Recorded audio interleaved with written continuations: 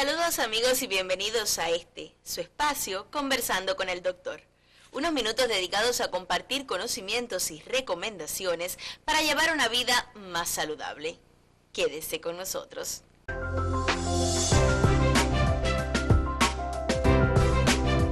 El estudio y tratamiento de las enfermedades del cerebro constituye la esencia de la neurología, una de las especialidades más complejas de la ciencia médica.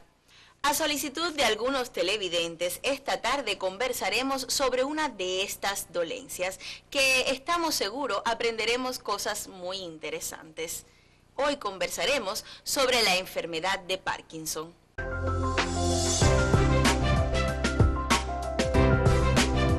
Como invitado tenemos nuevamente con nosotros al doctor José Rafael Ruiz Abrán, especialista de primer grado y profesor de Medicina Interna del Policlínico Universitario Romari Coro, a quien ya doy las buenas tardes. Buenas tardes, Neil, un placer.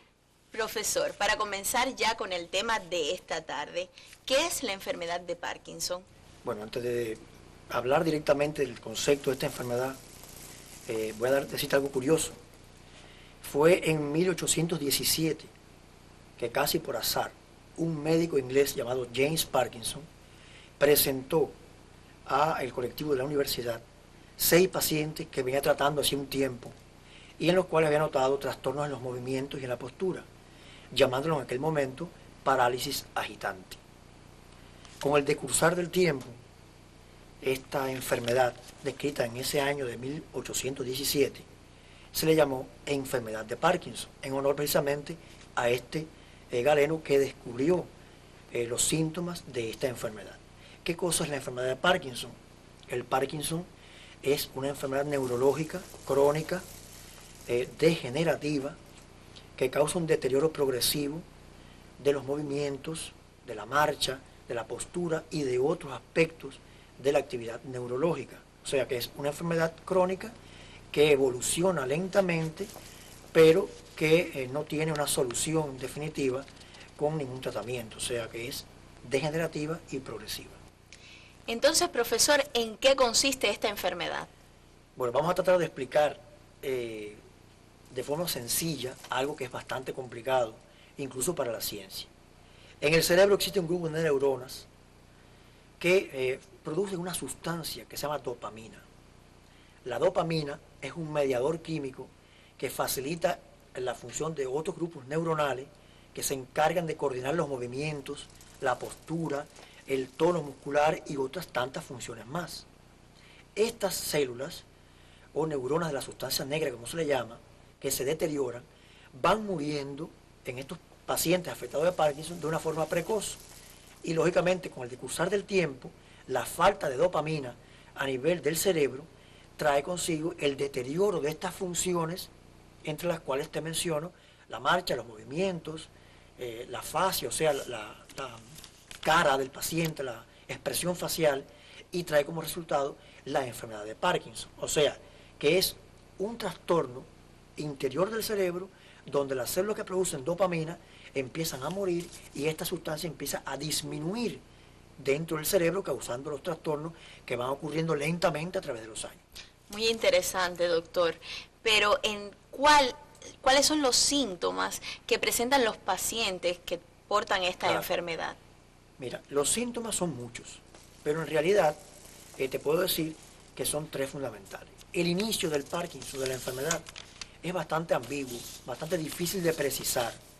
Se ve en personas generalmente mayores de 40 años, predominan los hombres de raza blanca, aunque se ve en cualquier raza, y se puede ver en edades inferiores a los 40 años. Pero mayormente es una enfermedad ya de la vejez.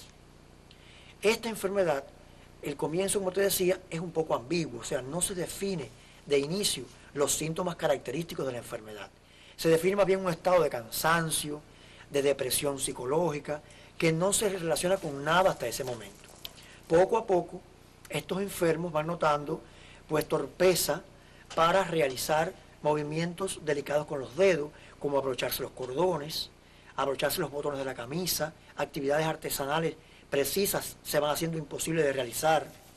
Y a continuación esto se acompaña de una cierta rigidez en los músculos, en la forma de mover las articulaciones, termina siendo, por ejemplo, una marcha, o sea, el paciente con el Parkinson establecido camina de una forma peculiar, muy lenta, pequeños pasos, pierde la expresión de la cara, o sea, el paciente con el Parkinson ya establecido no refleja los sentimientos en su cara, más bien refleja una cara, una imagen perdida, que son característicos de esta enfermedad. También hay otros síntomas que pueden ocurrir, trastornos en la deglución, o sea, en el tragar, en la defecación, son pacientes que con frecuencia están constipados, estreñidos, y van teniendo cada vez más trastornos en su movimiento, en una serie de funciones neuromusculares que lo llevan a la invalidez. O sea que es una cadena de síntomas que se van estableciendo de forma progresiva desde el inicio hasta los estadios avanzados de esta enfermedad. Profesor, ¿y cómo es que se realiza el diagnóstico certero de esta enfermedad de Parkinson, bueno, y la evolución de los pacientes, cómo sería? Claro.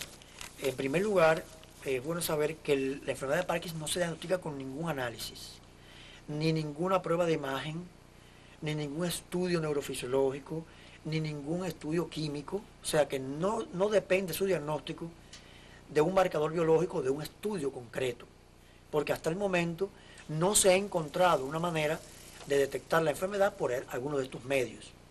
O sea que el diagnóstico de la enfermedad de Parkinson es un diagnóstico clínico por apreciación, dada la secuencia de los síntomas que se van presentando en estos enfermos.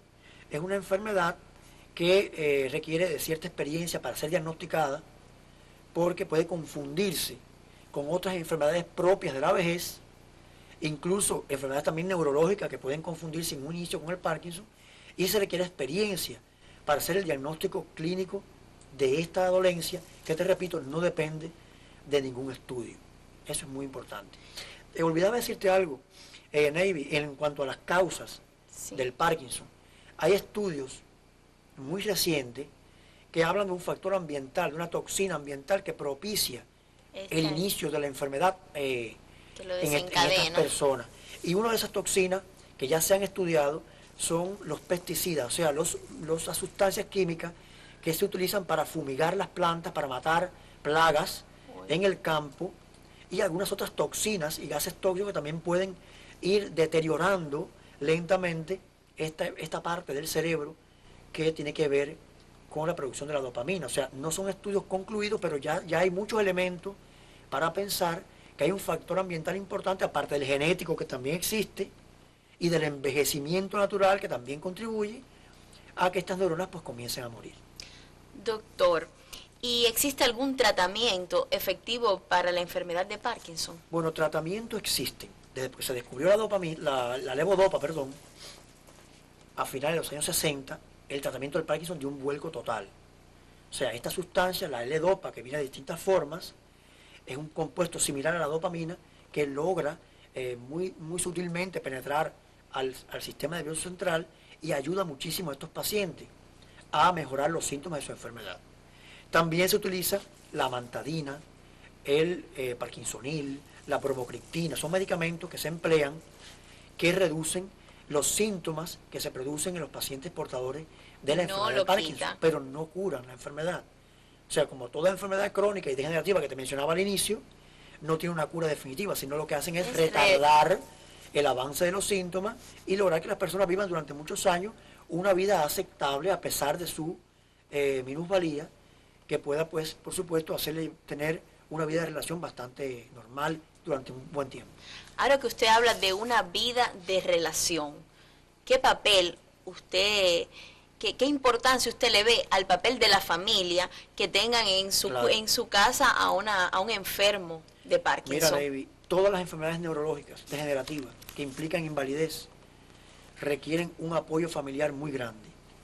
El Parkinson es una de estas enfermedades que con el paso del tiempo crea invalidez.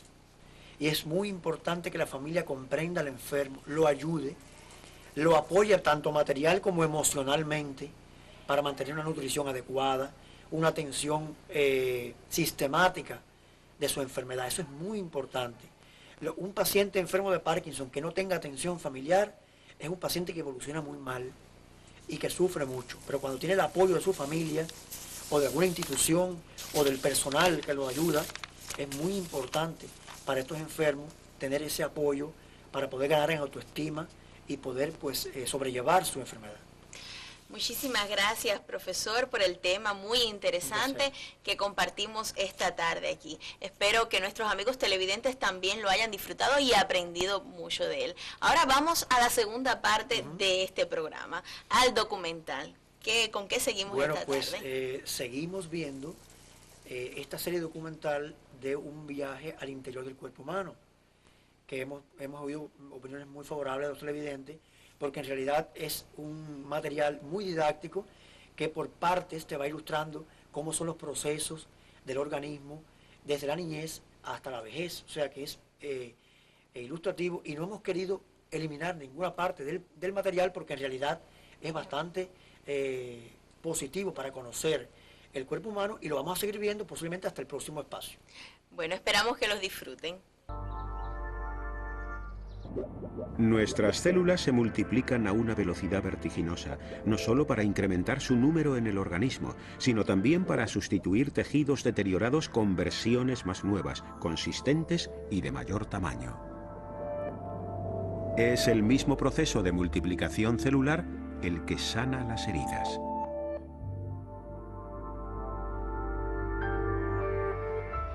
De hecho, sanamos tan rápidamente en nuestra juventud que hasta desaparecen las cicatrices.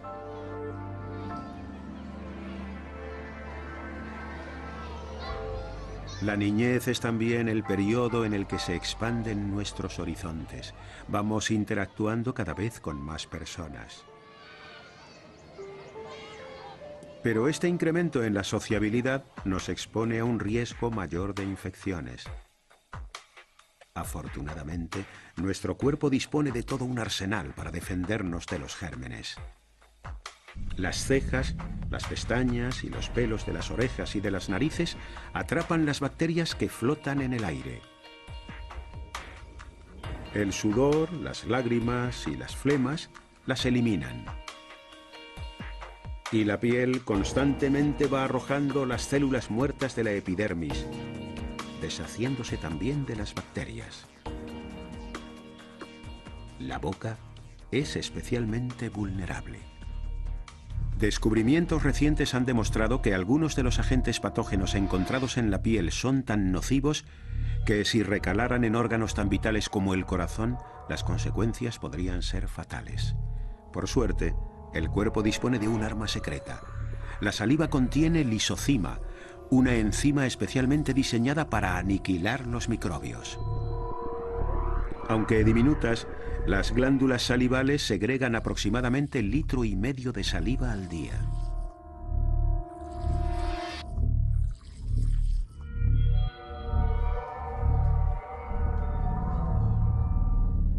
Cuando un virus como el de la varicela logra burlar nuestras defensas externas, el sistema inmunológico ha de reaccionar para evitar una infección grave. Miles de virus microscópicos viajan a través de la sangre.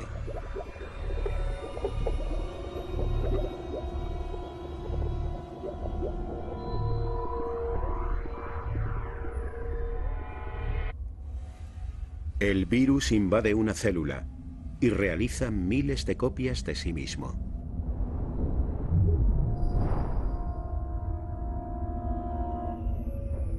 Entonces, la célula infectada se desintegra, liberando aún más virus por todo el cuerpo.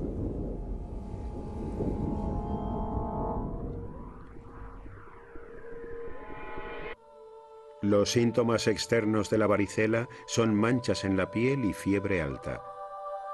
La fiebre que acompaña la infección es un síntoma de que nuestro cuerpo está combatiendo la enfermedad. El calor ralentiza la propagación de la enfermedad. Los virus no se multiplican con la misma facilidad en esas condiciones.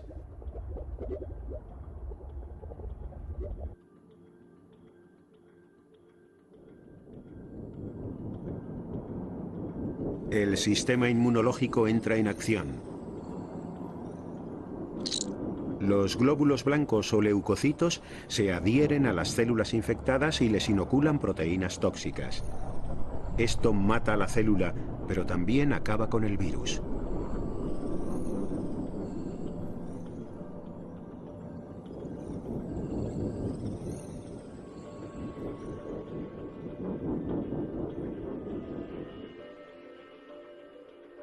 Las pústulas resecas de la piel son los vestigios de la batalla entre el sistema inmunológico y el virus de la varicela. Cada una contiene restos de células y miles de virus muertos. Puede resultar desagradable, pero contraer enfermedades como esta cuando somos jóvenes es vital para el desarrollo de nuestro sistema inmunológico.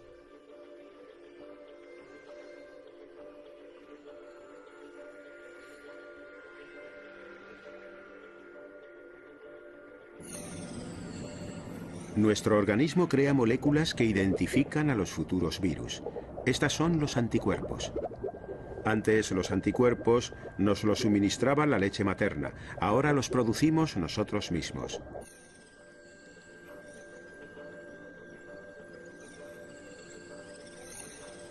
Cuando contraemos la misma enfermedad ya de adultos, los anticuerpos hacen que nuestro organismo reconozca ese virus al instante.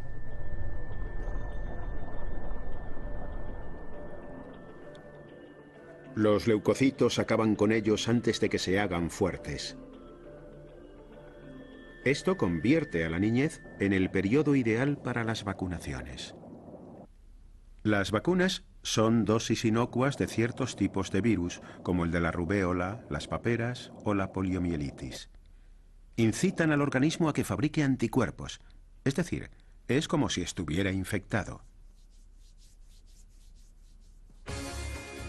A eso de los 11 años, la niñez va tocando a su fin y estamos a punto de experimentar un cambio inusitado. Estamos en el umbral de convertirnos en adultos. Pero antes afloran las hormonas de la pubertad.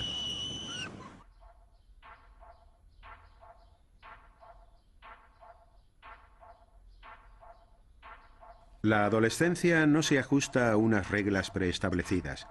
Empieza en cualquier momento, dependiendo de nuestro reloj genético, nuestro estilo de vida e incluso la alimentación.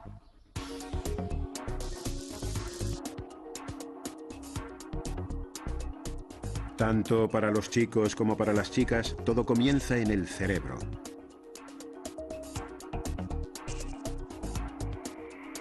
En su base se encuentra el hipotálamo, la misma región que controla nuestra temperatura corporal.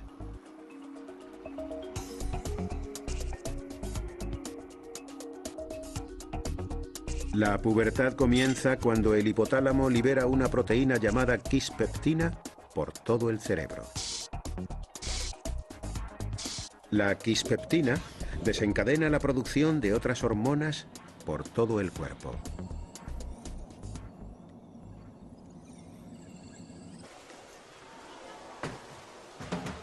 Esto estimula el desarrollo de los órganos genitales. En las chicas, esto se traduce en la ovulación. Por primera vez en la televisión, estamos viendo una imagen detallada de los ovarios. Son los órganos de color blanquecino.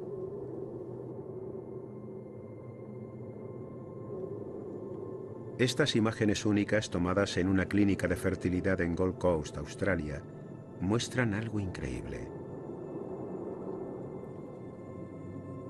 Un óvulo dentro de una ampolla protectora rellena de fluido. Durante la ovulación, la ampolla estalla y el ovocito desciende por la trompa de falopio para ser fertilizado, o bien desechado con la menstruación.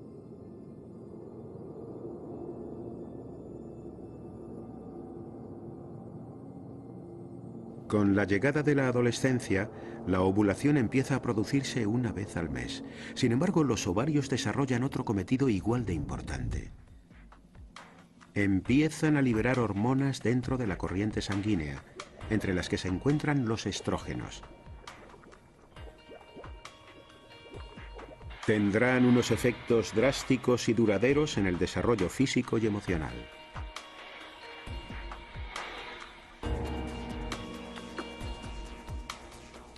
Tanto chicos como chicas experimentarán lo que se conoce como el estirón.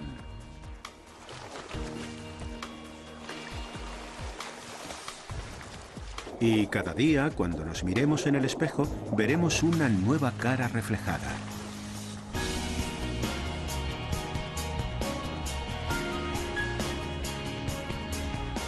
Todo nuestro cuerpo cambiará antes de que nos demos cuenta.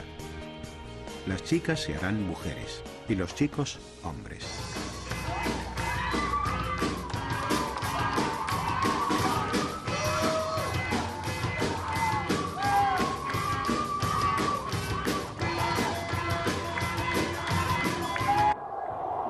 El cerebro de los chicos también libera quispeptina durante la pubertad.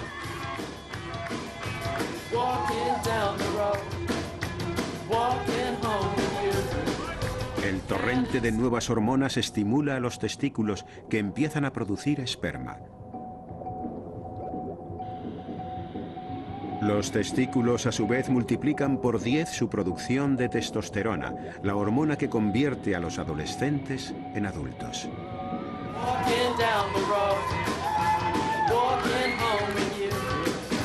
La laringe se ensancha y se inclina hacia adelante. Las cuerdas vocales se hacen más anchas. Al ser más largas, las cuerdas vocales vibran a menor frecuencia. La voz se torna grave. La testosterona también estimula el crecimiento de vello corporal y aumenta la masa muscular.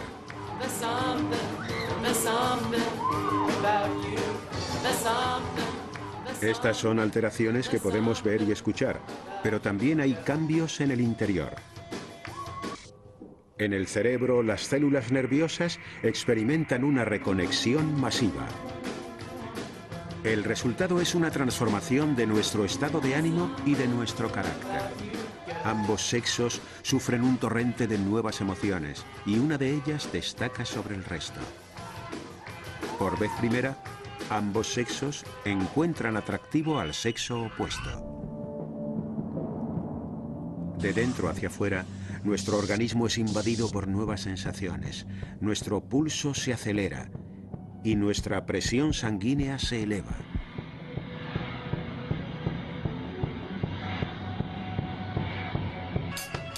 Nuestros labios aumentan y nuestras mejillas se sonrojan por efecto de la sangre.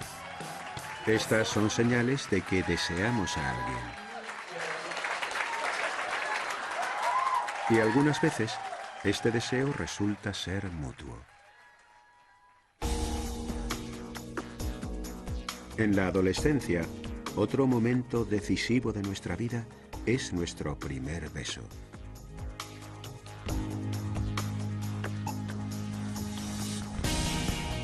En las 2 primeras décadas de vida, el cuerpo humano culmina algo casi milagroso. Aproximadamente cuadruplicamos nuestra altura original. Nuestro peso se ha multiplicado por 20. Hemos digerido unas 9 toneladas de comida. Nuestro corazón ha latido unos 1000 millones de veces. Y nuestros pulmones han respirado unos 200 millones de veces. Al fin, ya estamos listos física y psíquicamente para convertirnos en adultos. De la adolescencia a la juventud. El rápido crecimiento durante la infancia y la pubertad ha dado paso a una nueva fase de nuestra vida, la edad adulta.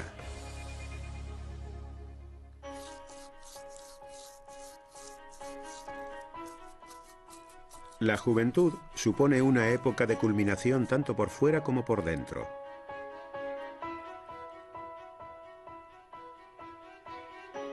Nuestro cuerpo ha dejado de crecer, pero nunca dejará de cambiar.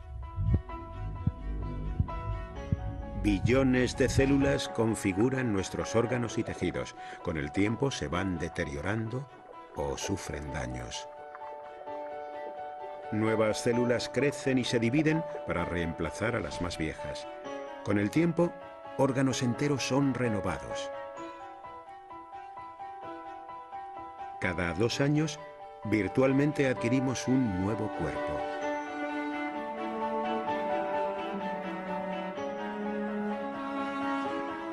Algunos tejidos incluso se regeneran más rápidamente. Por eso es por lo que venimos aquí, para un peinado y una manicura.